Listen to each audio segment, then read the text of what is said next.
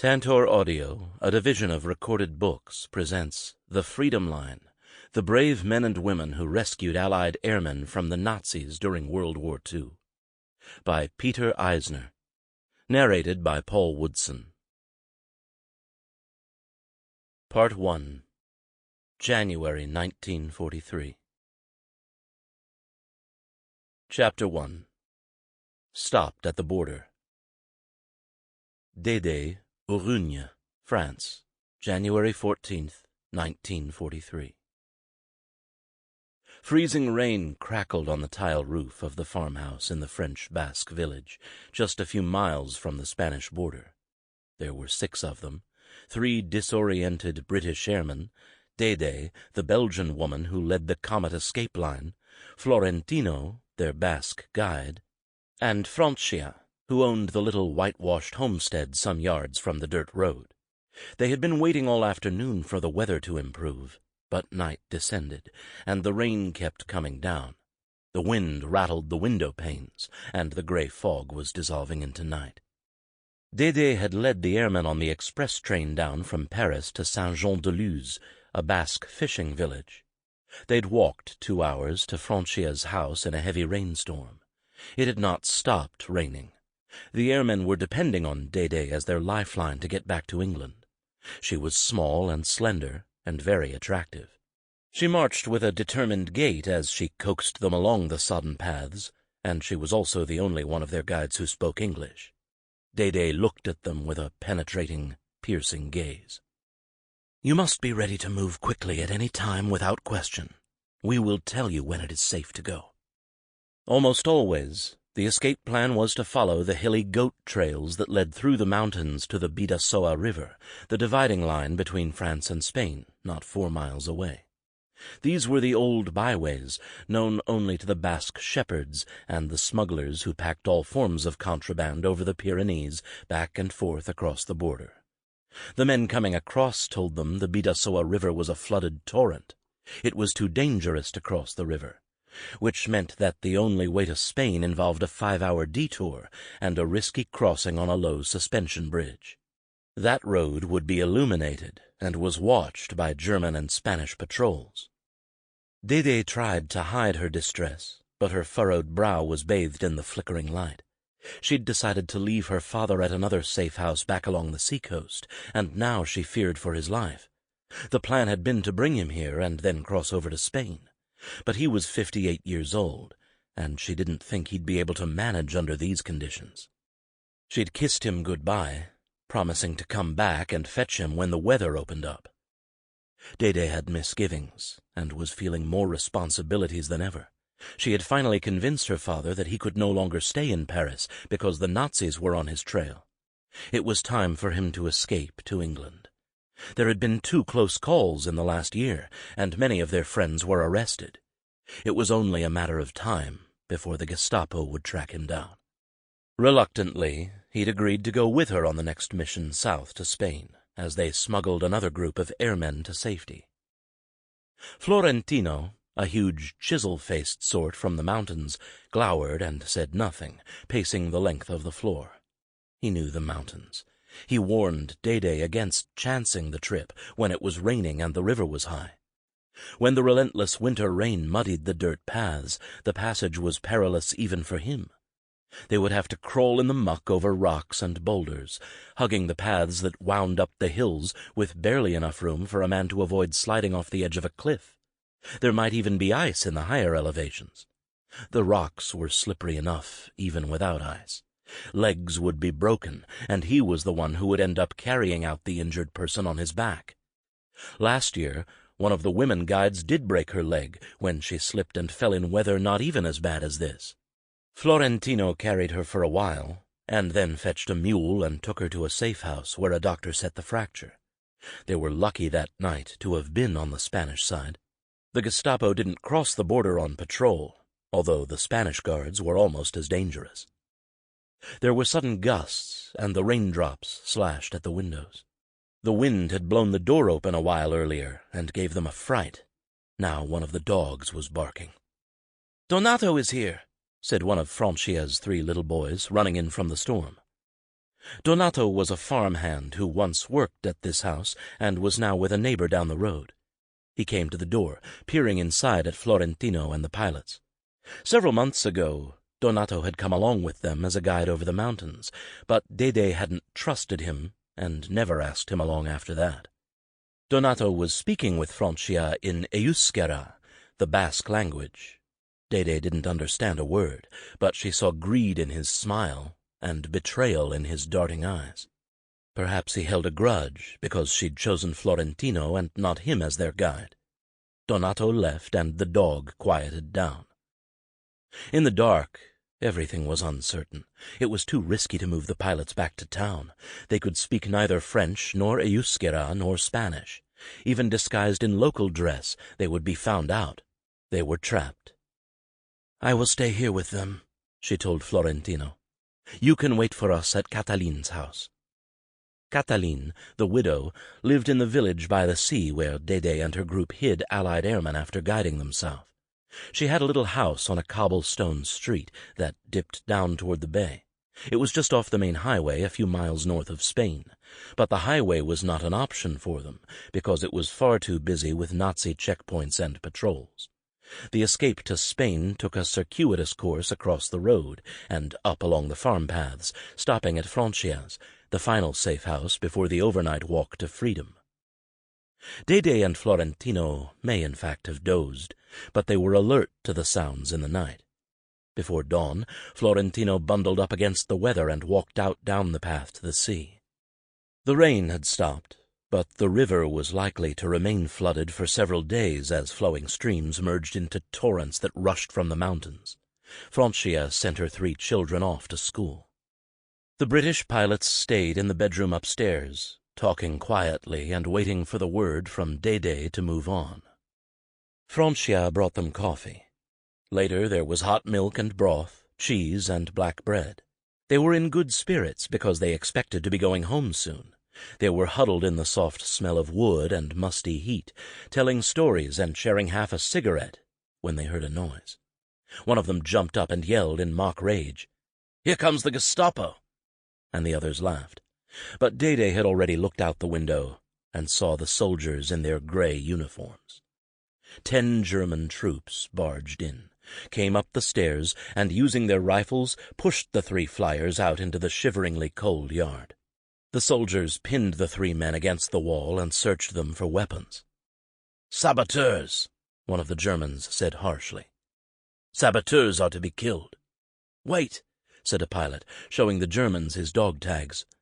"We're in the RAF! We're in the RAF!" The Germans eased off, and the Brits showed a bit of bravado. "They weren't going to kill us. I think it was a bluff to frighten us," said one of the Brits. The others weren't so sure. The soldiers were equally harsh with Dede and Francia, forcing them to stand in the cold as they checked the stables and all around the house. 3 escaping airmen, along with 2 women accomplices, was a good catch, but the Germans were not satisfied.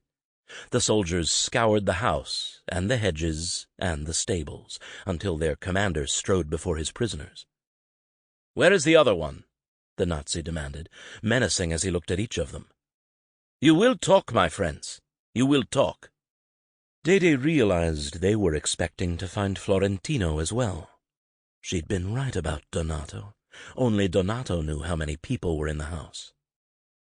The patrol marched Dede, Francia, and the 3 airmen for 2 hours, hands over their heads, down the farm road back down toward the town. The rain picked up again and dissolved the translucent layer of early morning frost. Dede was still dressed for the mountains in a pair of loose blue slacks and light shoes, now covered with congealed mud. Her hair was soaked with rain. The soldiers led them up to the main highway, away from the Spanish border. They continued, single file in a sad procession, passing cottages along the way where their friends could be hiding, but were unlikely to peer out at a Gestapo patrol. They approached the little bridge across the inlet that led into Saint-Jean-de-Luz. Dede, looking for any means of escape, considered hurling herself off the bridge, where she might swim and possibly jump to shore before the Germans had a clear shot at her. Any thought of that was lost when she looked down. The rocks were showing at low tide. Few people were out in the early morning. An occasional horse cart trudged along carrying food or farm goods. Here and there a car swept by, probably confiscated and being used by the Germans. Trucks were grinding their gears up the hill as they rounded the curve in view of the seacoast, and then up to Saint-Jean-de-Luz. The trucks were returning from Spain with food and war imports purchased for the Reich. People from the village pedaled their bikes in the rain, having no other choice but to go to work or do their shopping in the cold and damp. Few eyes lingered on the patrol, leading their prisoners. It was still morning when Dédé, Francia, and the 3 pilots were shoved into the gendarmerie in Saint-Jean-de-Luz. Dédé realized that her father and friends would soon find out about her capture. She hoped her father would not turn himself in. The Germans conducted a perfunctory interrogation at the little jailhouse. They separated the women from the men, and there was no rough treatment, at least not yet. "Name?" a policeman asked. She gave a false name. "Nationality?" "French." Dédé admitted nothing, showing forged papers that identified her as a local French girl. She assumed that these were just low-ranking officials, and that the Gestapo interrogators would be summoning her soon. Dédé would analyze the situation and figure out what she could best do to save her father and the others. After that, she'd worry about herself. Perhaps the Germans would not kill them. By the time of her arrest by the Germans on January 15, 1943, Dédé de Jong had been running the Comet Line for about a year and a half. She'd first shown up on the doorstep of the British consulate in the Spanish Basque city of Bilbao in August 1941, leading with her the first 2 men she'd guided across the Pyrenees to safety. They were British Army privates from the Glasgow Highlanders, Bobby Conville and Alan Cowan, happy to have been plucked to safety from otherwise certain capture by the Germans. The reception at the British consulate was cool at best. Beyond the obvious concern that the Germans might be sending a shill to set them up, Arthur Dean, the British vice-consul, was having trouble believing the 25-year-old woman before him had just traveled 500 miles across France and trekked all night across the mountains into Spain, evading the Germans. Some members of the British legation were ready to dismiss her plan to save Allied pilots out of hand. British bureaucrats were used to dealing with men. Plus, Dédé was too pretty. "But you are a young girl," the vice-consul said. "You are not going to cross the Pyrenees again." Dédé was fit and strong and not willing to listen to anything that was patronizing or that would dissuade her. She kept her anger in check. "But yes, I'm as strong as a man. Girls attract less attention in the frontier zone than men." Dédé had been a volunteer with the Belgian Red Cross, tending to the wounded British and Belgian soldiers at Bruges after the disaster at Dunkirk, when the Germans overran Belgian defenses in 1940. When she returned home to Brussels, a passion had been awakened in her. She and her father, Frédéric, a schoolmaster, agreed that something had to be done. Belgians could not just watch the Germans take over their country. Dédé's eyes burned as she watched the Wehrmacht tanks roll through the streets of Brussels that May. Belgians met the Nazi occupiers with silence. Beneath the surface, though, underground newspapers began operating, and networks of friends joined to give sanctuary to soldiers who were unable to escape Europe on the flotilla of boats that had crossed the Channel back to England. Dédé could have chosen an easier life, working anonymously as a nurse in a hospital in Brussels, but she was far too determined to defy Hitler's Anschluss. As British and then American air sorties stepped up over Europe, Allied planes were being shot down, and some aircrews were parachuting to relative safety in the countryside. Those who were not captured often received aid and comfort from townspeople who encountered them, despite how enormously risky it was for them to resist the German onslaught. The problem was that no immediate way was available to help the aircrews other than to feed them, tend to their wounds, and send them out to fend for themselves.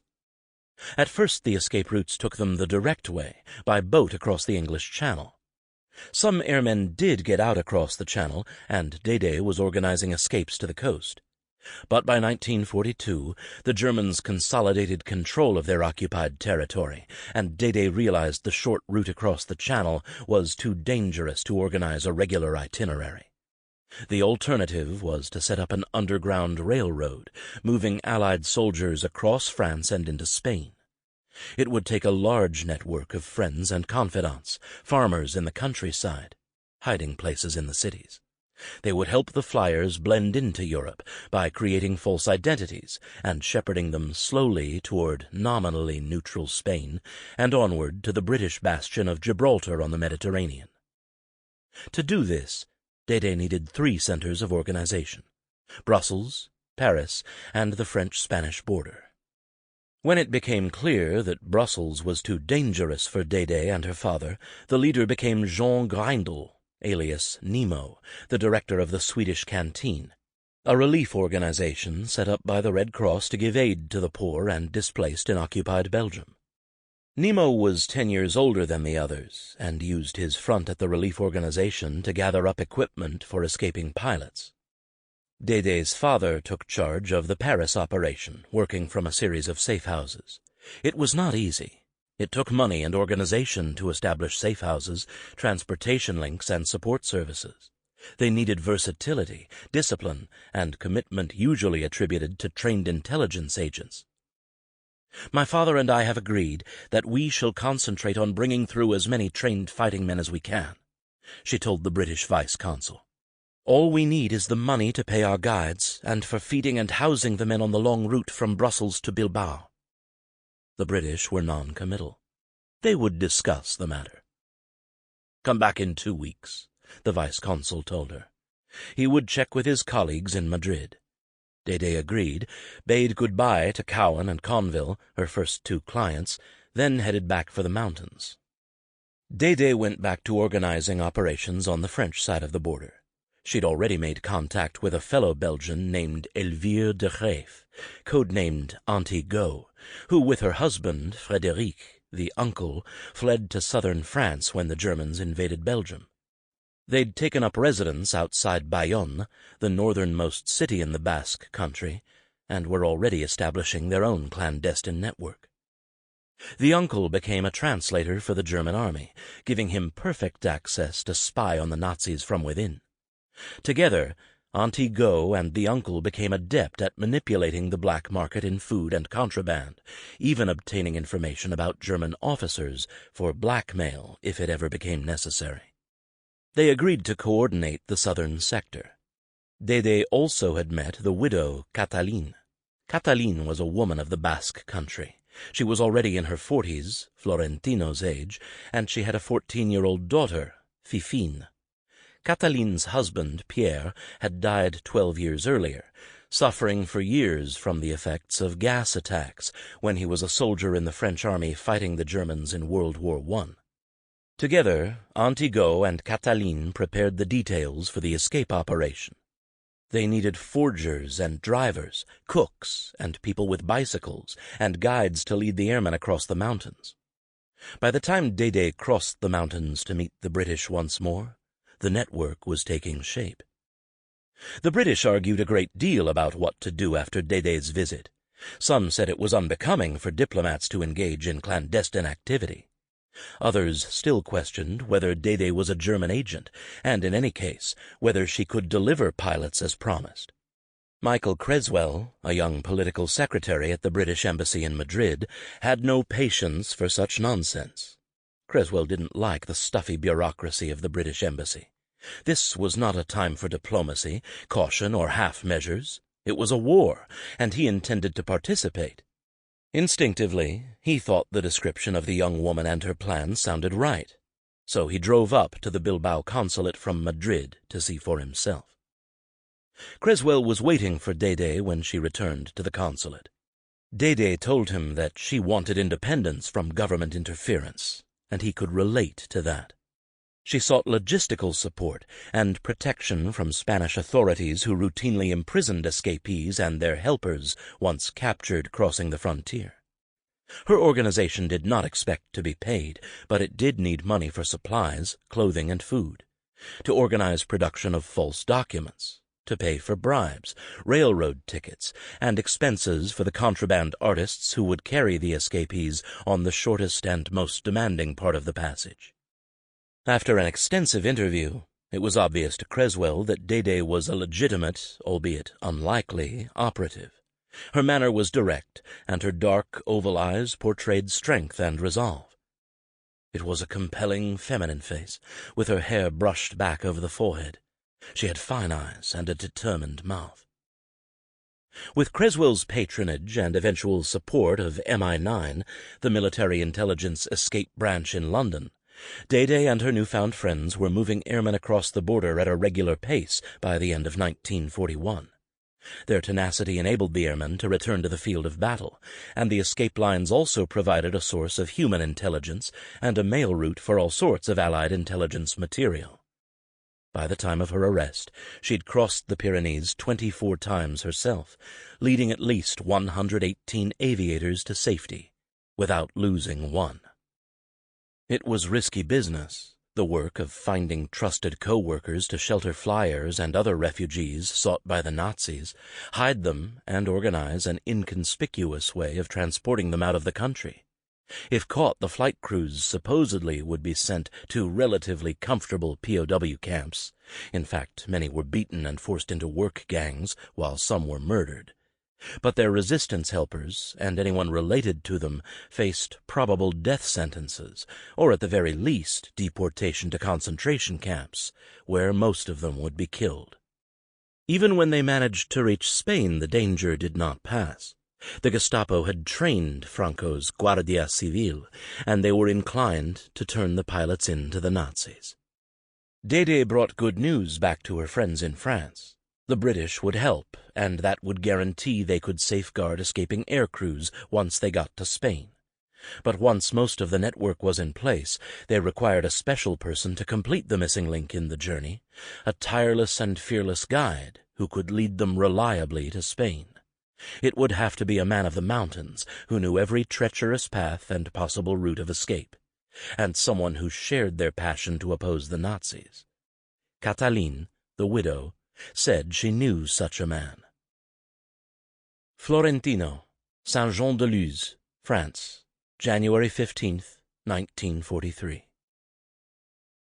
Florentino Goicoechea's network of friends brought the news to Cataline's house that the Nazis had captured Dede. With all his strength, all his energy, there was simply nothing Florentino could do to save her.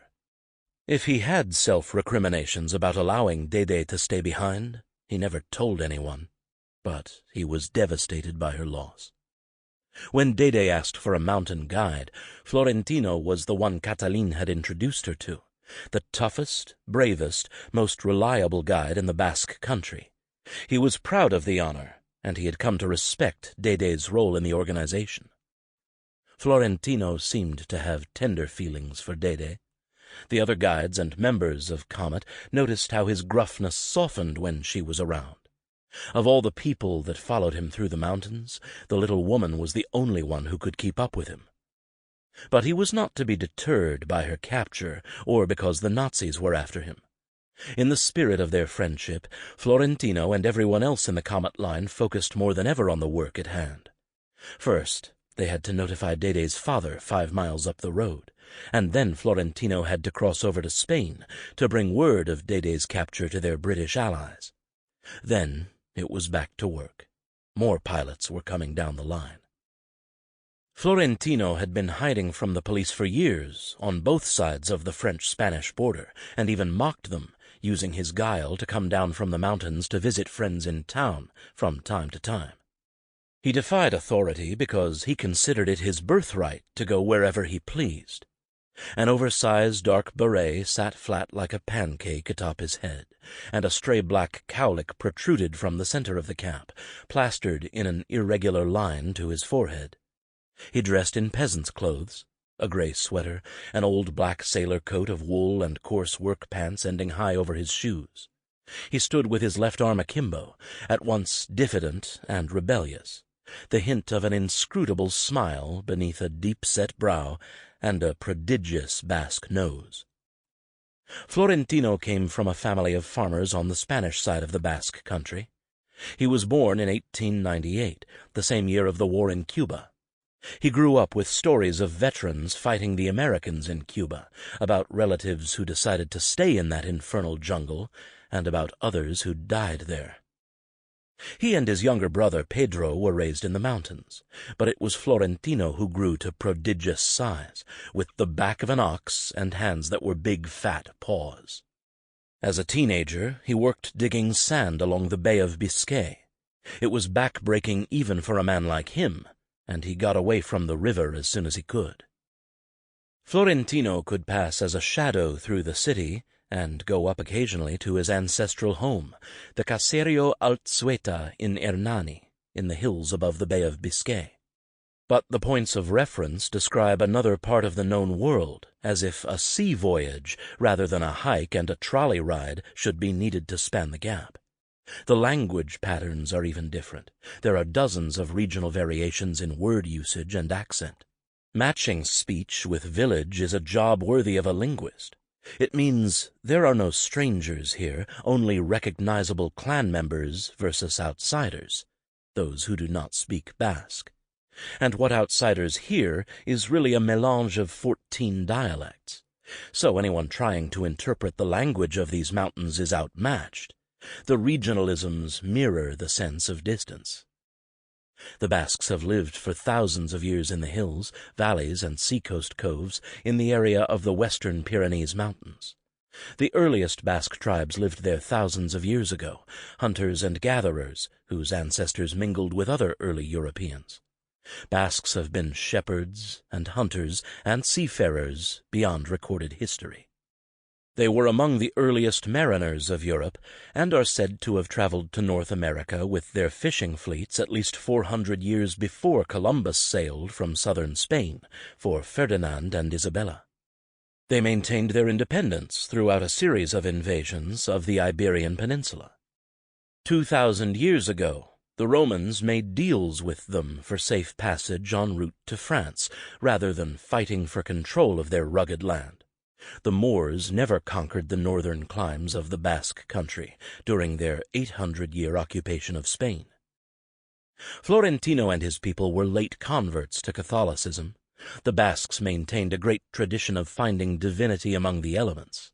Mari, for example, is a goddess who lives deep in a cave, protected by the Baigori, a wild-eyed beast that roams the mountains. Renowned both as expert seamen and mountain climbers, reflecting the diversity of their homeland, they adapted their farming and animal husbandry skills to the special terrain of the Pyrenees. Basques were comfortable on both sides of the Spanish-French border. They had lived in the region before the countries existed. The frontiers created in the Middle Ages never divided the long-settled Basques from one another. Some held French citizenship, and others lived in Spain. All considered themselves Basque nationals foremost. From Bayonne to Navarra, they spoke their unique language, Euskara, which is as impenetrable to outsiders as the Pyrenees themselves. The language is not of the Indo-European group and has unknown origins, though it borrows elements from Latin and Spanish when convenient.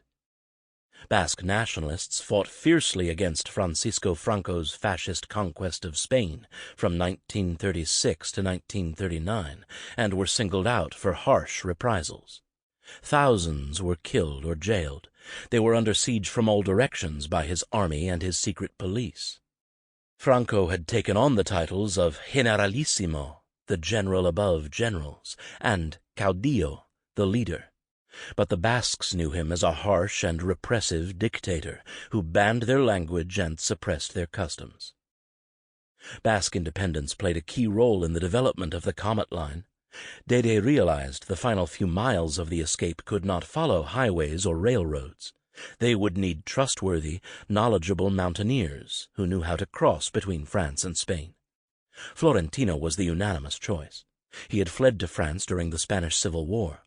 He appeared to be a rough sort, with little in common with his fellow members of the resistance organization. He was twice their age and could hardly speak French or Spanish. Even in his own language, Euskera, conversation was short and to the point. But he shared with Dede a hatred of fascism and occupation. Florentino was proud to help free the Allied pilots. After leaving the sand-digging work, he became a smuggler, and in the Basque country this had no bad connotations. Anyone who lived on the border... Sample complete. Ready to continue?